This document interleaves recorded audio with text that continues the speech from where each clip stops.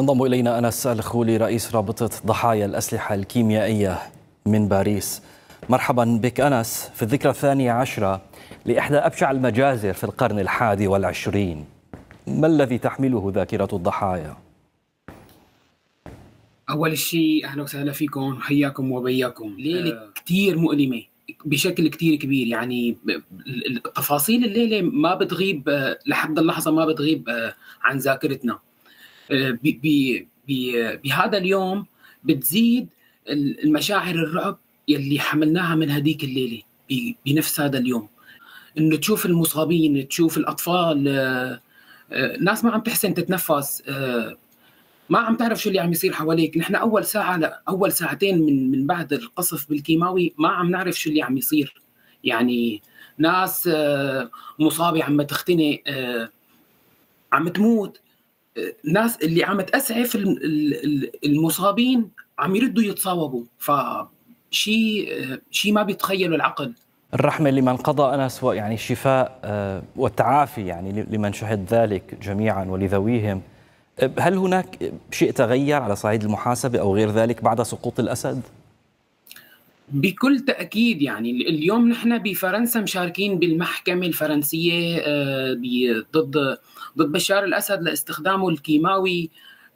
صحيح انه ما حصلنا على، يعني محكمة التمييز هي رفضت مذكرة الإيقاف بحق بشار الأسد كونه هو رئيس، لأنه بيتمتع بالحصانة الشخصية بس. ولكن قريبا رح يصدر القضاء مذكرة توقيف، رح يتوقف بشار الأسد. هي المذكرة الأولى، هي المذكرة الثانية، بس قريبا رح يصدر القضاء لبشار الأسد، للمجرمين اللي ارتكبوا الجرائم بسوريا.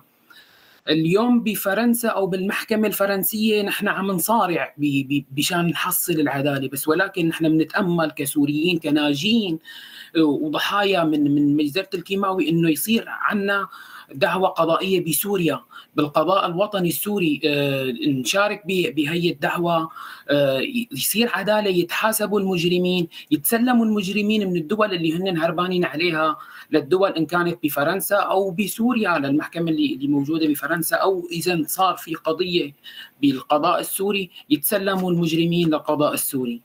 أنتم في الرابطة تقومون بجهود توثيق الشهادات أنس؟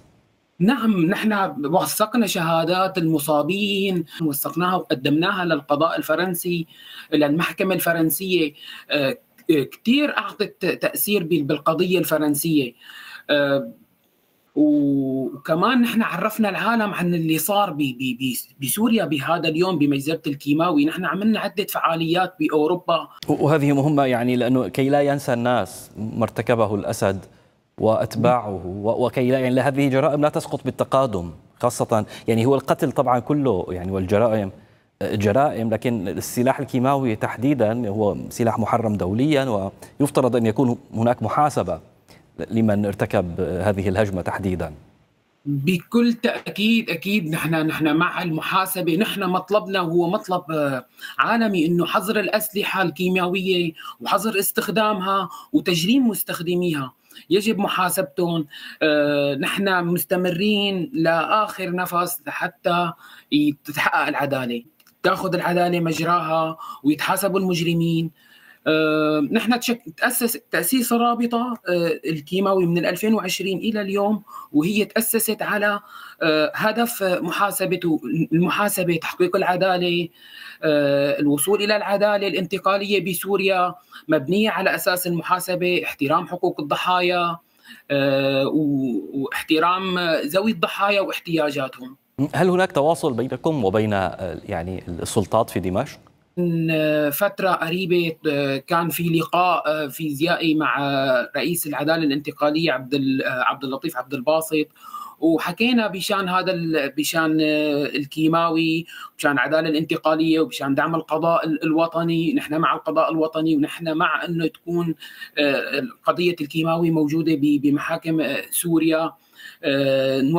نقدم الشهادات اللي نحن وثقناها للقضاء الوطني، يكون في محكمة بقلب سوريا. نتمنى ذلك. شكرا لك أنس الخولي رئيس رابطة ضحايا الأسلحة الكيماوية من فرنسا.